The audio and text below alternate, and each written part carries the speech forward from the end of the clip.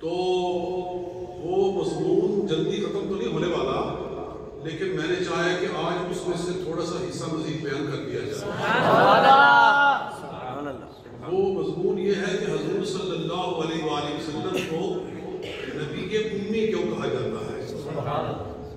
نبی امی، یہ آقا دو جہاں صلی اللہ علیہ وسلم کا ایک لقب مبارک، اسم مبارک، حضور صلی اللہ علیہ وسلم کے اسماء نبویہ میں سے ایک یہ اسم نبی ہے۔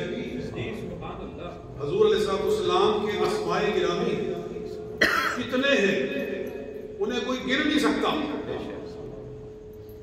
دلائل الخیرات کے شروع میں 200 اسماء نبویہ بیان کیے گئے، اور ابھی اس پہ بس نہیں ہے۔ شیخ عبدالحق محدث دہلوی رحمۃ اللہ تعالی علیہ نے مدارج النبوت کی پہلی جلد میں حضور پاک صلی اللہ علیہ وسلم کے 1000 اسماء نبویہ تحریر فرمائے، اور فرمایا ان کی حد ہی نہیں ہے۔ اس کی وجہ یہ ہے کہ ہر اسم سرکار کی ایک صفت کی علامت ہے۔ جتنی صفات ہیں ہر صفت کو ایک نام میں بیان کیا گیا ہے۔ جیسے آپ نے حفظ کیا ہے تو اس کی علامت ہے ایک نام کے حافظ ہیں، آپ نے قرات پڑھی ہے اس کا ایک نام ہے کہ آپ قاری ہیں، آپ نے علوم درسیہ پڑھے ہیں تو اس کی علامت ہے کہ آپ کو عالم کہا جاتا ہے۔ حافظ ہونا، قاری ہونا، عالم ہونا، یہ انسان کی صفات کی علامات ہیں۔ تو شیخ صاحب فرماتے ہیں حضور کے اسماء کی حد نہیں ہے، اس لیے کہ سرکار کی صفات کی حد نہیں ہے۔ آقا کی صفات کی حد نہیں ہے تو ناموں کی حد کیسے ہو سکتی ہے؟ یہ تو جتنا جس کا علم ہے اس کے مطابق وہ بیان کر دے۔ تو آپ کے اسماء میں سے ایک اسم ہے امی۔ جی، اس کا معنی کیا ہے؟ تو جاہل لوگ کہتے ہیں اس کا معنی ہے ان پڑھ، اس کا معنی ہے ان پڑھ۔ ہم کہتے ہیں گستاخو، نبی کو ان پڑھ کہنا یہ نبی کی توہین ہے۔ نبی اکرم صلی اللہ علیہ وسلم کو ان پڑھ کہنا یہ سرکار صلی اللہ علیہ وسلم کی توہین ہے۔ حضور ان پڑھ نہیں ہے معاذ اللہ، آپ تو ساری کائنات کے معلم بنائے گئے، آپ معلم ہیں۔ وَيُعَلِّمُهُمُ الْكِتَابَ وَالْحِكْمَةَ، آپ تو حکمت سکھانے والے ہیں، کتاب سکھانے والے ہیں۔ ساری دنیا میں جو علم بٹ رہا ہے وہ کملی والے آقا کا دیا ہوا پر۔ یہاں مدرسہ کے اندر، جامعہ رسولیہ کے اندر کتاب پڑھائی جائے، حضور خود فرماتے ہیں انما بعثت معلما، مجھے تو معلم ہی بنا کر بھیجا گیا۔ مسجد شریف میں حضور تشریف لائے نا نبی اکرم صلی اللہ علیہ وسلم، تو 2 حلقے دیکھے۔ ایک حلقہ بیٹھا ہوا تھا، وہ ذکر کر رہے تھے، اللہ اللہ کر رہے تھے، اور کوئی ذکر کر رہے تھے۔ اور ایک حلقہ بیٹھا ہوا تھا جو قرآن سیکھ رہے تھے اور سکھا رہے تھے، جی حدیث سیکھ رہے تھے اور سکھا رہے تھے، علم سیکھ رہے تھے اور سکھا رہے تھے۔ حضور صلی اللہ علیہ وسلم وہ حلقہ ذکر کو چھوڑ کر حلقہ علم میں آ کر بیٹھ گئے۔ نبی علیہ السلام حلقہ علم میں آ کر بیٹھ گئے اور فرمایا انما بعثت معلما، میں اس لیے حلقہ علم میں آ کر بیٹھا ہوں کہ مجھے معلم ہی کو بنا کر بھیجا گیا۔ تو کائنات میں جو علم بٹ رہا ہے یہ تو میراث مصطفیٰ ہے صلی اللہ علیہ وسلم۔ حضرت ابو ہریرہ رضی اللہ تعالیٰ بڑے خوشنما آدمی تھے جی۔ جب سرکار دو عالم صلی اللہ علیہ وسلم دنیا سے تشریف لے گئے تو آپ گئے مدینہ شریف کے بازار میں، جہاں کھجوریں بک رہی تھی، جہاں کوئی پھل بک رہے تھے، تو آپ نے بڑے زور سے آواز دی، او بازار والوں، مسجد میں حضور صلی اللہ علیہ وسلم کی میراث تقسیم ہو رہی ہے اور تم یہاں بازار میں بیٹھے ہوئے یہ کھجورے بیچ رہے ہو. اچھا تو لوگ حیران ہو گئے, کہنے لگے کہ حضور صلی اللہ علیہ وسلم کا وصال ہوا ہے حال ہی میں, تو نہ جانے کوئی میراث ہوگی جو بٹ رہی ہے مسجد شریف کے اندر تقسیم ہو رہی ہے, تو چلو چلے یہ اعلان ہوا ہے. لوگوں نے دکانیں وہی چھوڑ دی اور میراث تقسیم میراث مصطفیٰ کا اعلان سنا حضرت ابو ہریرہ کی زبان سے, وہ دکانیں چھوڑ کر سارے کے سارے مسجد کے لوگ دوڑ پڑے. مسجد میں گئے تو دیکھا ایک آدمی بیٹھا ہے اور چند لوگوں کو دین سکھا رہا ہے. سبحان اللہ. چند لوگوں کو مشکاہ شریف کے اندر یہ حدیث آتی ہے, دین سکھا رہا ہے. لوگوں نے یہ دائیں بائیں دیکھا, کوئی میراث پڑی ہوگی, کوئی پیسے پڑے ہوں گے, درہم و دینار ہوں گے, تو لوگ پریشان ہو کر واپس نکل آئے. وہ کہنے لگے ابو ہریرہ یہ تو نے کیا کیا ہے, ہمارا وقت خراب کر دیا ہے, ہماری بزنس خراب کر دی ہے. اب ابو ہریرہ کو دیکھ دیکھ کر مسکرا رہے کہ انہیں ابھی تک سمجھ بھی نہیں آئی, ان کو سمجھ نہیں آیا کہ میں نے ان کو کیا بتانا چاہا.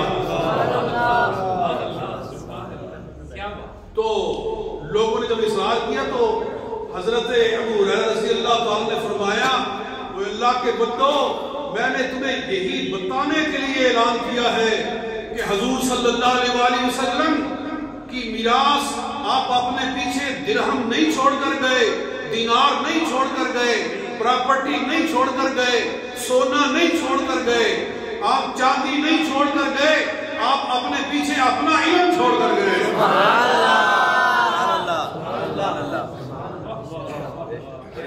اور یہ تو وہ ہے کہ یہ وہ علوم ہے, یہ وہ مضامین ہیں جو احادیث متواترہ کے مضامین ہیں. البتہ حضرت ابو ہریرہ نے اپنی کتابی کے اندر اس کو واضح بیان کیا ہے. اور میں عرض یہ کر رہا تھا کہ حضور صلی اللہ علیہ وسلم کو ان پڑھ کہتے ہو, جاہلو, ان پڑھو. حضور صلی اللہ علیہ وسلم کو اس لفظ سے یاد کرتے ہو, آپ تو ساری کائنات کو علم کی میراث عطا. تو پھر آپ کو امی کیوں کہا؟ وہ کہتے ہیں کہ جی قرآن پاک میں نہیں لکھا ہوا هو الذی بعث فی الامیین رسولا, اللہ تعالیٰ نے ان پڑھوں میں اپنا رسول بھیجا ہے. تو امی کا معنی ان پڑھ ہی تو ہوتا ہے, قرآن خود تو کہہ رہا ہے جی سورہ صف میں 28ویں سپارے میں, هو الذی بعث فی الامیین رسولا, اللہ تعالیٰ نے امیین کے اندر رسول بھیجا ہے, یعنی ان پڑھوں کے اندر رسول بھیجا ہے. تو ان پڑھ, امی کا معنی ان پڑھ ہی تو ہوتا ہے, قرآن ہی تو کہہ رہا ہے. ہم نے کہا پتہ چل گیا تم واقعی ان پڑھ ہو اور بدبخت ہو, تم عرب کے بدوؤں کے اندر حضور صلی اللہ علیہ وسلم کو لا کر کھڑا کر رہے ہو. دیکھو اللہ تعالیٰ نے ان بدوؤں کو امی کہا ہے, امی کہا ہے, تو تم نے سمجھا کہ شاید حضور صلی اللہ علیہ وسلم کو بھی امی کہا ہے, تو جو کچھ انہیں کہا جاتا ہے وہ انہیں بھی کہا جا سکتا ہے. یہی تمہارے ان پڑھ ہونے کی دلیل ہے. ارے لفظ ایک ہی ہوتا ہے, لفظ ایک ہی ہوتا ہے, لیکن ہر جگہ پہ اس کا مطلب ایک نہیں ہوتا. ایک ہی لفظ ہوتا ہے لیکن ہر جگہ اس کا معنی ایک نہیں ہوتا. جی دکان بیٹھ گئی, کیا کہتے ہو؟ دکان بیٹھ گئی, ٹھیک ہے, اس کا معنی اور ہے, لفظ وہی ہے بیٹھ گئے, بیٹھ گیا, بیٹھ گئی. دکان بیٹھ گئی معنی اور ہے, گلا بیٹھ گیا, اس کا معنی اور ہے. جی وہ کھڑا تھا بیٹھ گیا, کوئی آدمی بیٹھ گیا, اس کا معنی اور ہے.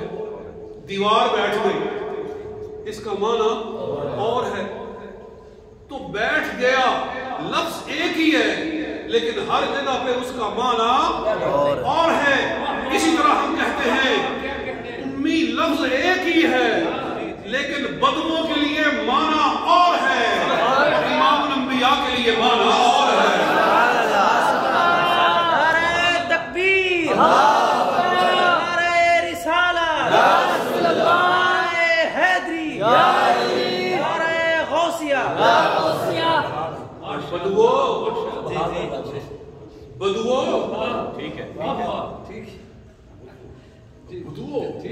سبحان اللہ زمہ ڈال دو جی فتحہ کا زمہ بنا دو جی زبر کی پیش بنا دو سبحان اللہ بدھو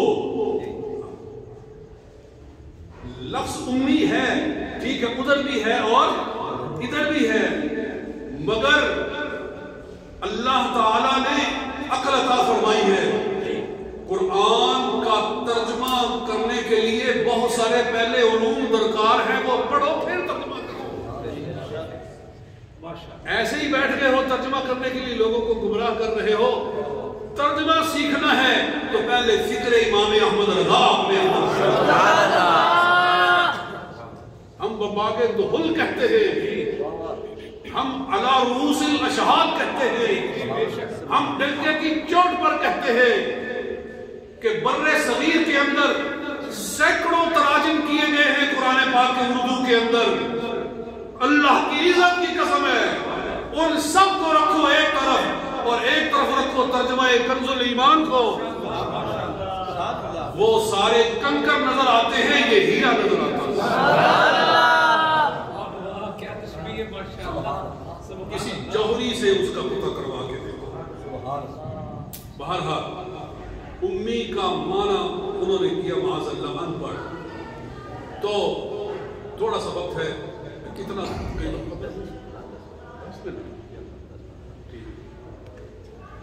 امی کا کل میں نے معنی ایک کیا تھا امی کا معنی ہوتا ہے امت والا امی کا معنی امت والا جیسے میں نے کہا تھا کوفیون کا معنی ہوتا ہے کوفے والا جی بصریون کا معنی ہوتا ہے بصرے والا مکیون کا معنی ہوتا ہے مکے والا ایسے ہی امیون کا معنی ہے امت والا تو امت والا یہ معنی ہے امت والا نبی یہ اس لیے ہے کہ جتنی فکر آپ نے اپنی امت کی ہے جتنا پیار آپ نے اپنی امت سے کیا ہے کسی نبی نے کیا ہی نہیں اس لیے آپ کو کہا گیا امت والا سارے رسولوں نے اپنی امتوں سے پیار کیا ہے مگر مکملی والے آقا نے امت سے پیار کرنے کا نقشہ ہی دوسرا بنا دیا پہلے انبیاء کرام کو جب ایذا دی گئی جب ان کو ستایا گیا انہوں نے امتوں کی ہلاکت کی دعا کر دی کی کہ نہیں کی ہے قرآن کہتا ہے کہ نہیں رب لا تذر علی الارض من الکافرین دیارا انک ان تذرهم یضلوا عبادک ولا یلدوا الا فاجرا کفارا نوح علیہ السلام نے کہا ایک کافر بھی زندہ نہیں چھوڑنا ہے یا اللہ ایک کافر بھی زندہ نہیں چھوڑ ایک کافر بھی لا تذر علی الارض من الکافرین دیارا نکرے کثیرہ ہے ایک بھی چلنے والا کافر زمین کے اوپر نہیں چھوڑنا ہے ہلاکت کی دعا کی بدعا نہیں کہنا چاہیے یہاں ایک مسئلہ نہیں ہے نبی جو دعا کرتا ہے اس نبی کی دعا کو بدعا نہیں کہنا چاہیے کہ نبی نے بدعا کی نہیں نبی نے ہلاکت کی دعا کی نبی کی دعا بد نہیں ہو سکتی نبی کی دعا نبی کی دعا بد نہیں ہو سکتی نبی کی دعا خیر ہی خیر ہوتی ہے یہ کہنا چاہیے کہ نبی نے ہلاکت کی دعا کی وہ ہلاک کر دیے گئے ٹھیک ہے ہلاک کر دیے گئے کیونکہ کافر تھے مگر قربان جائیں رحمت مصطفیٰ صلی اللہ علیہ وآلہ وسلم پر آپ نے کافروں کے لیے بھی ہلاکت کی دعا دی